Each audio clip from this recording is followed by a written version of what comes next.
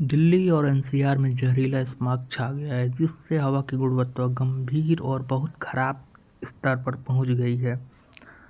कई इलाकों में एक्यूआई 400 से 500 के पार है और दृश्यता बेहद कम हो गई है, जिसके कारण graded response action plan GRAP के स्टेज 3 के तहत कड़े प्रतिबंध लागू किए गए हैं।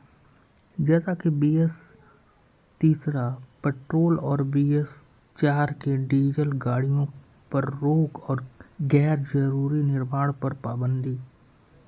प्रदूषण और इसके कारण राष्ट्रीय राजधानी में वायु गुणवत्ता सूचकांक AQI गंभीर और बहुत खराब श्रेणी में है। कई जगह पर 450 से 500 के पार हैं, जो स्वास्थ्य के लिए बेहद खतरनाक है।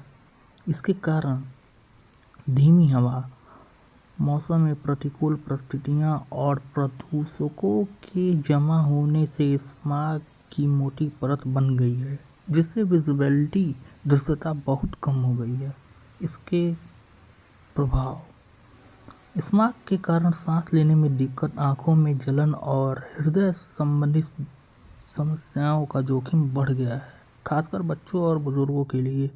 सरकारी क्रम GRAP स्टेज 3 के तहत गैर जरूरी निर्माण, तोड़फोड़, खनन पर रोक, BS-3 पेट्रोल और BS-4 डीजल 4 व्हीलर पर पाबंदी। संवेदनशील लोगों को घर के अंदर रहने की सलाह दी गई है।